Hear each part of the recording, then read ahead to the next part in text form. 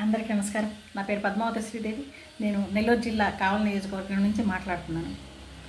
ఈరోజు మా నాయకుడు శ్రీ దగ్గుమాటి వెంకటకృష్ణారెడ్డి గారు సంవత్సర కాలంలో చేసిన పనులు, వాటి వివరాల గురించి నేను తెలియజేయడం కోసం మీ ముందుకు వస్తున్నా. గత ప్రభుత్వం వైసీపీ పాలనలో 10 సంవత్సరాలు వెళ్ళిన నా సోదరులు శ్రీ రామిరెడ్డి ప్రతాప్ రెడ్డి గారు ఈ పనులు ఎందుకు చేయలేకపోవడానికి గల కారణం ఏంటో వాళ్ళు వివరించాలి. పైగా వాళ్ళు అసలు దగ్గుమాటి వెంకటకృష్ణారెడ్డి గారు ఏమీ చేయలేదు, అభివృద్ధి మేము చేసామంటున్నారు. వాళ్ళు చేసిన అభివృద్ధి ఏంటో నాలాగా చెప్పండి. ఇప్పుడు మా నాయకుడు చేసిన అభివృద్ధి ఏంటో నేను మీ అందరికీ వివరిస్తాను. ప్రతి ఒక్కళ్ళు ఒకసారి ఈ వీడియో విని ఎవరు ఏంటి అనేది తెలుసుకోవాలని కోరుకుంటున్నాను. ముఖ్యంగా మొట్టమొదటిగా మా నాయకులు శ్రీ దగ్గుమాటి వెంకటకృష్ణారెడ్డి గారు సీఎం రిలీఫ్ ఫండ్ని అర్హులకు అందజేయటంలో రాష్ట్రంలోనే 2వ శాసనసభ్యులుగా వచ్చారు. ఆయన అంకిత భావానికి శిరస్సు ఉంచి మొక్కుతున్నా.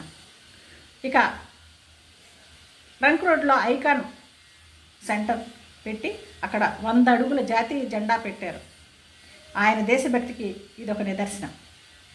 ట్రంక్ రోడ్డు ఎన్నో గతుకులతో ఇబ్బందులు పడే ప్రజానీకానికి మా ప్రతాపన్న మాజీ శాసనసభ్యులు వారింటి ముందు కూడా పెద్ద పెద్ద గోతులు ఉన్నాయి, అయినా కానీ వారు వేయించుకోలేకపోయారు. కాబట్టి మా శాసనసభ్యులు దగ్గుమాటి వెంకటకృష్ణారెడ్డి గారు ఈ చివరి మద్దూరుపాడు నుంచి అటు ముసునూరు గౌరవరం దాకా మళ్ళీ ఆ హైవే ఎక్కేదాకా ట్రంక్ రోడ్డు మొత్తాన్ని సీసీ రోడ్డు చేసేసారు. ఎంచక్క 4 లైన్లు చూడండి అన్న. ఆ రోడ్డు మీద కూడా మీరు ప్రయాణం చేస్తున్నారు, గమనించే ఉంటారు కదా. మీకోసం కూడా మీ ఇంటి ముందు కూడా వేశారు, వదిలేరా.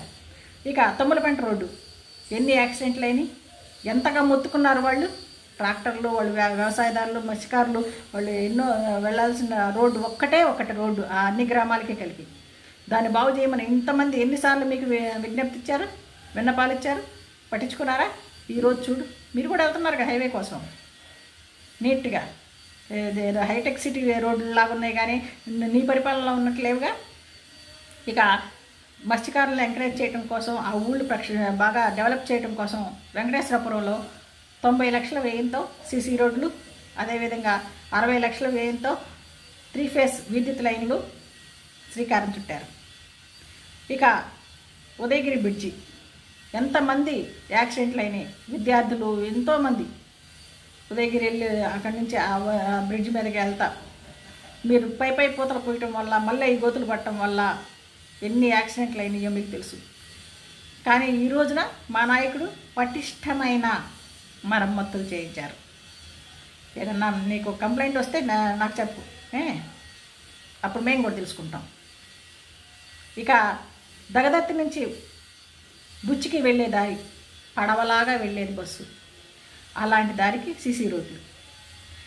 సిరిపురం క్రాస్ రోడ్ల నుంచి సిరిపురం గ్రామంలోకి వాళ్ళు ఎన్ని ఇబ్బందులు పడేవాళ్ళు. ఎన్నిసార్లు తమని కలిసిన ప్రయోజనం లేకపోయింది. వచ్చిన సంవత్సర కాలంలోనే దానికి సీసీ రోడ్లు. ఇక ఇందిరమ్మ కాలనీ వాసులు పాపం వాళ్ళు నా దగ్గరకు కూడా వచ్చి ఎన్నోసార్లు మొరబెట్టుకుంటే నేను కలెక్టర్ గారిని తమని కూడా ఎన్నోసార్లు కలిసి విషయం వివరించినా కానీ, మీడియాలో చెప్పినా కానీ తమ దగ్గర నుంచి స్పందన రాలేదు. ఇప్పుడు మా దగ్గుమాటి వెంకటకృష్ణారెడ్డి గారు ఆయన చూసి వాళ్ళ దుస్థితికి హృదయం ద్రవించి వెళ్ళి కలెక్టర్ గారిని తీసుకొచ్చి చూపించి సీసీ రోడ్లు సత్వరమే వేయించారు. మరి ఇక రైల్వే గేటు నుంచి వెళ్ళాలంటే ఎంత ఇబ్బందులు పడేవాళ్ళు. అంత ఎత్తు మీదుగా నువ్వు బ్రిడ్జి కట్టలేకపోయావు. ఏం చేయాలో నీకు అర్థం కాల. మనసుంటే మార్గం వస్తుంది. మా నాయకుడు చూడు, నేర్చుకో. అండర్ పాస్ బ్రిడ్జ్ పెట్టారు, పనులు జరుగుతున్నాయి, త్వరలో పూర్తి అయిపోతుంది. ఇక వెంకటరావు నగర్ నుంచి ఇందిరమ్మ కాలనీకి అనుసంధానం, వైకుంఠపురం అనపగుంట ప్రక్షాళన, మురుగు కోపోలా ఉండేది అది, అలాంటి దాన్ని ప్రక్షాళన చేస్తున్నారు. ఇక ఈ ట్రంక్ రోడ్డుకి మాజీ దివంగత నేత మనందరి అమ్మ మాగుంట పార్వతమ్మ గారి పేరు పెట్టారు. ఆయనకి ఆ ఆలోచన వచ్చినందుకు శిరస్సు ఉంచి మొక్కుతున్నాం నిజంగా.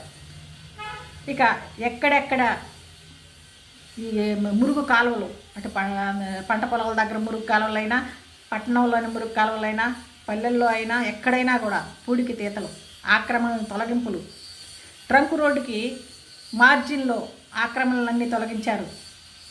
మరి ట్రంక్ రోడ్ మార్జిన్లో ఉండే వ్యాపారాలు చేసుకునే చిన్న చిన్న వీధి విక్రేతలకి వాళ్ళకి ఎక్కడెక్కడ చేసుకోవాలనేది నిర్ణీతంగా వాళ్ళకి చూపించి వ్యాపారాలు సజావుగా జరిగేలా చూస్తున్నారు.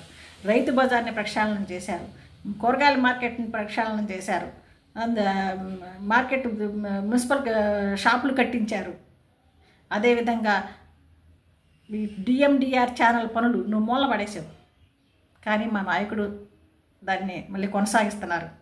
వాటర్ ఎక్కడ ఎంత ఇబ్బంది పడేవాళ్ళు, మళ్ళీ పైగా నీ ట్యాంక్ ఒకటి పెట్టి మళ్ళీ తోలటం ఒకటి. కానీ ఇప్పుడు నిరంతరం మంచినీటి సరఫరా, ఎక్కడ ట్యాంకులు అనేవి లేవు. అసలు మా నాయకుడు మాకు పనిచేసే అవకాశం ఇవ్వట్లా. మేము స్వచ్ఛంద సంస్థలను గతంలో నీ పరిపాలనలో నేను ఎన్నో చేశానన్న గుర్తుందా? కానీ మా నాయకుడు స్వచ్ఛంద సంస్థలు చేసే అవకాశం ఎక్కడిస్తున్నాడు? ఆయనే చేసుకుపోతున్నాడు. ఈ విషయంలో నాకు కొంచెం అసూయగా కూడా ఉంది. మా స్వచ్ఛంద సంస్థలతో ఎన్ని సేవా కార్యక్రమాలు చేశానో, మా నాయకుడు గెలిచిన పుణ్యమా అని ఇంతవరకు నా సంస్థ తరఫున ఏది చేయలేకపోయాయి. ఎందుకంటే నాకు ఆ అవకాశం ఇవ్వట్లా. అన్నీ ఆయన చేసుకుపోతున్నాడు. ఏదో అడప ఎవరన్నా ఇంక చేసుకోవడం తప్ప.